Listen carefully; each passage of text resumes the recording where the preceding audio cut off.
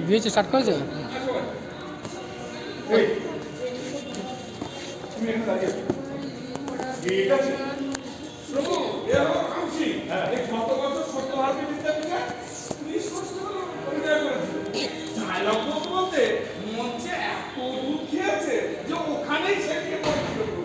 ওখান থেকে সোজা আমার অফিসটা লাগিয়ে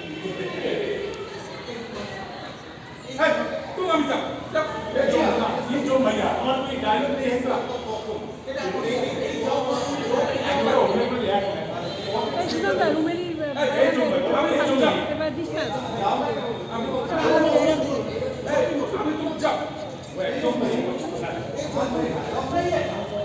हाँ लेकिन अभी नहीं जाओ जाओ चलो जी हाँ चलो बताइए देवर भैया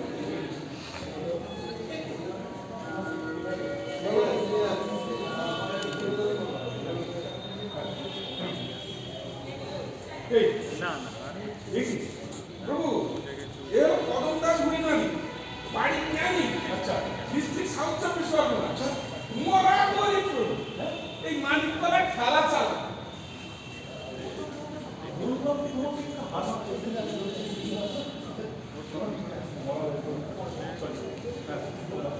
বললাম তোমাকে একটা হারমাত ধরে আছে তুমি আরে প্রভু আপনি তো জানেন আমার হিপক ভাঙে আপনার যে আমি আনতে পারবো না তারপর আগে বোঝা উচিত ছিল তাই বলে আপনি একটা গরিব নিরীহ অসহায় মানুষকে ধরে নিয়ে আসলেন সি সি সি সি সি সি সি সি আরে আমি মানি ও মরে আমার জন্য অপেক্ষা করছিল এক শিশি পরিবারকে মানিকতলায় খালপাড়ে শুয়েছি আমার জন্য অপেক্ষা করছিল ও চিকু এই এগুলি আমি কি করি বলতে চিকু হ্যাঁ কোথাকার কোন কতটা শুনি মানি হ্যাঁ এক্ষুনি বেটা জেগে উঠে পুনর্জন্মের জন্য ত্যাগ শুরু করবে একে তো আমাদের এই লোক কোনো জায়গাই নেই সর্বটার জন্যই কাণ্ডটা দেখেছো কেন বাবু দেখে শান্ত রাখো হ্যাঁ তাকে সাক্ষী রাখা না না না এ তো মহা পাপি পাপি হ্যাঁ হ্যাঁ পাপি এই খাতা খুলো চিত্ত খাতা খুলো ভালো করে পড়ো পড়ো প্রভু এ হলো হরিদাস রামদাস আর চণ্ডীদাস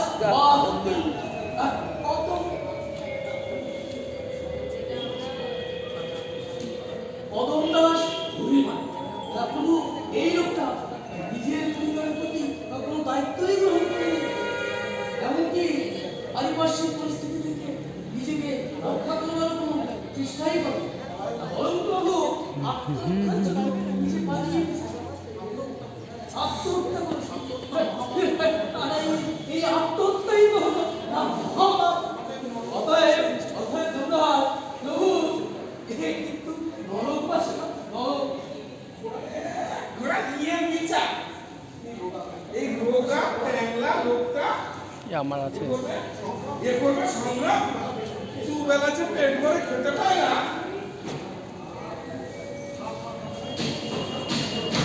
দুবেলা যে পেট ভরে খেতে পায় না থেকে এরকম দোদমার মতো খেটো নাটক হ্যাঁ এটা যাত্রার আসন নয় এখানে নাটক হচ্ছে নাটক শোনো এটি না পাওয়ার সঙ্গে লড়াই করার মনোসংখ্যা বুঝলে না শোনো যে খেতে পায় না সে তো লড়াই করবে এটা যেমন আবার ধরো যে খেতে পায় সে যে লড়াই করবে না তার কোনো গ্যারান্টি নেই তার মানে কি দাঁড়ালো এই যেমন দেখো তুমি খেয়ে খেয়ে এরকম কোবরা বাটাসের মতো ঘুরি মাখিয়েছো হ্যাঁ কি লড়াইটাই না তুমি লেগে করলে হ্যাঁ ভেঙে হ্যাঁ আসলে যে লড়াই করার সে করবে সে খেতে পার না দেখে এই তোমাদের এসব জ্ঞান দিয়ে লাভ নেই একে তোলো তোলো ব্যাটারি প্রায় শেষ পদমদাস ভুইমালি জাগো জাগো পদমদাস জাগো জগৎ গুরু পিতামহ ভগবানকে প্রণাম করো। প্রণাম করো। সর্বদম আমি ঠিক করেছি তোকে আমি বাঁচিয়ে আর আমি বাঁচতে চাই না গো। সে কি রে? সবাই তো পুনর্জন্মের জন্য পাগল, শুধু তুই জীবনের বড় জ্বালা তো, মরে বেঁচে গেছি ভগবান। আরে জীবন চাই না। এখানে থাকলে তো তোকে নরকবাস করতে হবে। সেও ভালো। তোমাদের এই নরক মর্তের ওই নরকের চেয়ে ঢের ভালো। আমি মরতে যাবো নি গো। সে কি রে? সবাই তো ওখানে অনেক মধু রেখে এসছে, কিছুই রেখে আসিস নি। আমিও দেখি জ্বালা, খালি জ্বালা। মধু নয় গো ভগবান, মৌমাছির হুল। ওই জ্বালায় আমি চলতে চাই না। দোহাই ভগবান, দোহাই, আমি চলতে চাই না। সবার সবকিছু ছিল, শুধু তুমি কিছুই ছিল না। না, কিচ্ছু না। ভাত না, মিঠা না, শীতি বর্ষায় ওই পথির ভরসা।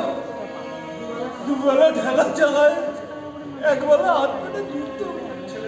সন্ধ্যেবেলায় বাড়ি ফিরলে ছেলে মেয়েগুলো খিদে চালায় হাত পাতত। এই জ্বালা সইতে না পেরে একদিন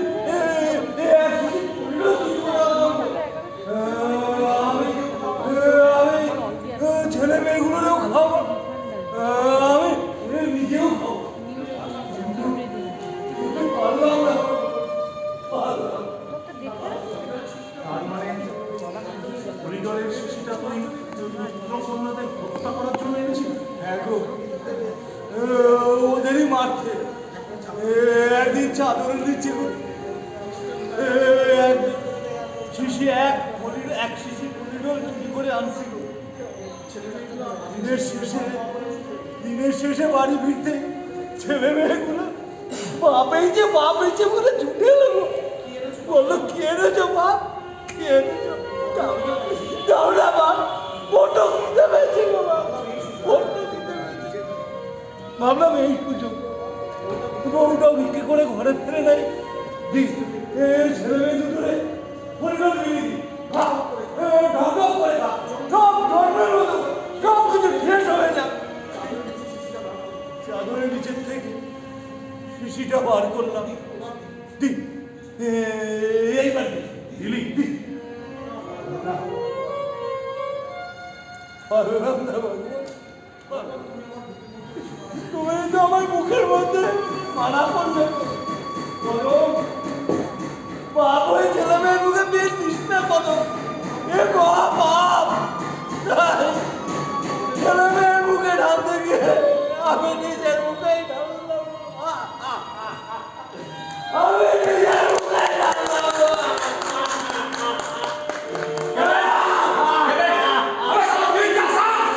বাবা ভগবান, তুমি আমি কোথায় আনলে গো? এ তো দেখি সেই ট্রেনের সেন্টার পাস গো।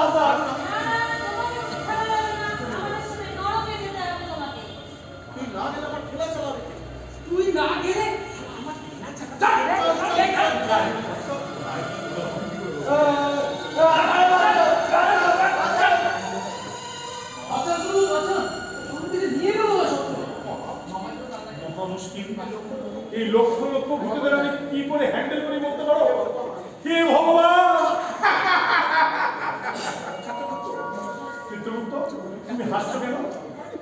আরে কাকে ডাকছেন প্রভু? নিজেই নিজেকে ডাকছেন? ভুলে গেছি ভাই, ভুলে গেছি। এই যেমন তোমাকে জম বলতে গিয়ে চিত্রগুপ্ত বলে ফেললাম।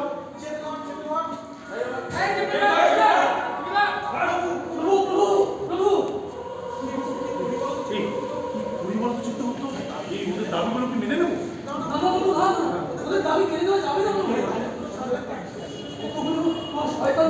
একসাথে ছেড়ে দিলে প্রভু এই পৃথিবীটা অসতলে চলে যাবে প্রভু।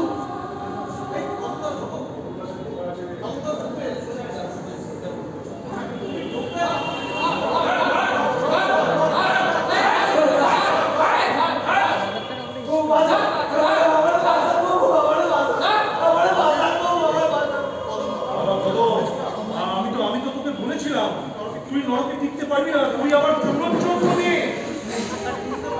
বুঝতে পারিনি তো পৃথিবী ছাইড়ে পালালাম তাদের জন্য সেই শয়তানগুলো আমার হাতে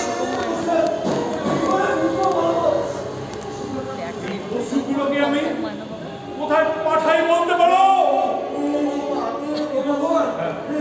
জঙ্গলে পাঠাও, পশু বানায় জঙ্গলে ছাড়ি দাও। জঙ্গল? চিত্রগুপ্ত জঙ্গল? হ্যাঁ প্রভু, এই কদমগাছটি প্রভু তারা ঠিক কথাই বলেছে। ওদের দাবি তো শুধু পুনর্জন্ম, কিন্তু প্রভু মরণজন্মই যে দিব এমন তো কোনো কথা নেই প্রভু। আপনাদের ওই পশু জন্মই দিয়ে দিন। না না, ভালো মানুষগুলো থামামারি খেতে পারবেন তো। সেও তো বটে, সেও তো বটে, কি করা যায়? ভগবান বরং এগুলো সব গরু বানায় দাও। বাপ্পাটাকে গরু বানায় দিলে এতদিন এরা যাদের শোষণ করেছে ওই ভালো মানুষগুলো এদের দখল করে এখন এদের শোষণ করবে। এই সব কটাকে গরু বানায়। ঠিক বলেছিস, ঠিক বলেছিস। গরু, গরু।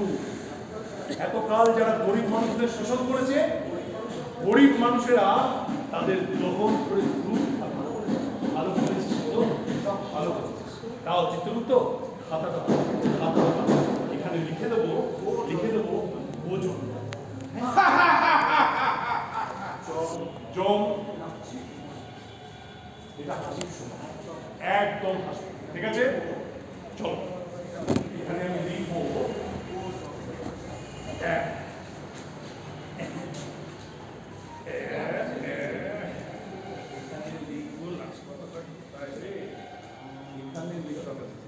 এখানে লিখবো ওজন। হ্যাঁ, সব কটা গরু হয়ে জন্ম। হ্যাঁ, তাহলে লিখি লিখি গুগলু ঘটোৎকচ 2, মামা 3, জটামা 4, মায়াবতী চৌন্দা 5। এই জন, এই তুমি যেটাকে ধরে আনবে না না না না, নরকের যাবতীয় শয়তান গরু হয়ে যাবে। এই আমি লিখলাম গো জন্ম।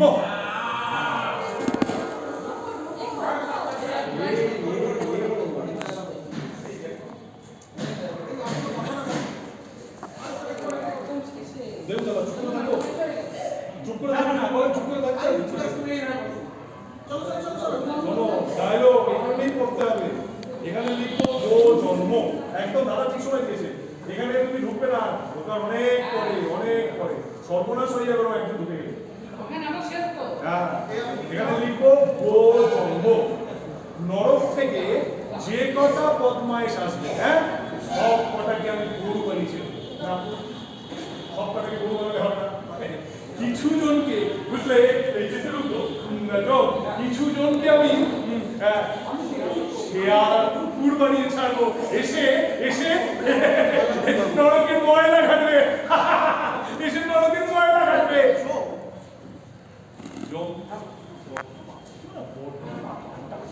এখন তো হাসির সময়, হাসার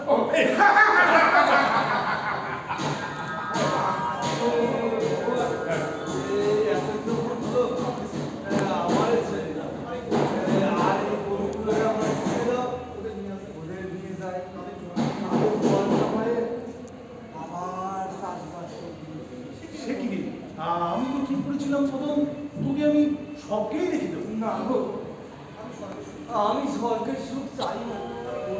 আমি গরিব চাষি, খেটে খুঁটে চাষবাস করে খাবো। এর থেকে আর বড় সুখ কি আছে বলো? জানো জানো, জীবনে আর একবার আসতে কোনো সাত যাবে। কতদিন ছেলে মেয়েটারে বন্ধুরে দেখি না। দাদা বাবা দাদা, আর একবার শুধু করে দাও না।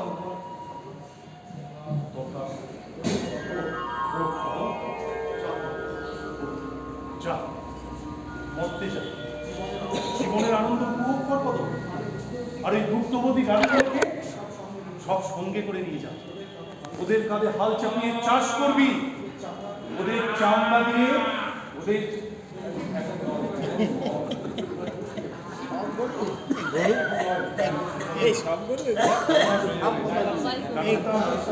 এগুলো গরু। ওদের কাঁধে হাল চাপিয়ে চাষ করবি। দাদা মিউজিকটা দেখ, মিউজিকটা দেখ। ওদের কাঁধে হাল চাপিয়ে চাষ করবি, ওদের চামড়া দিয়ে জুতো বানাবি, আর ওদের শিং দিয়ে তুই অস্ত্র বানাবি। চা কত, চা কত, চা মস্তের আনন্দ উপভোগ কর। চা কত তৃষ্ণাদি ফোন না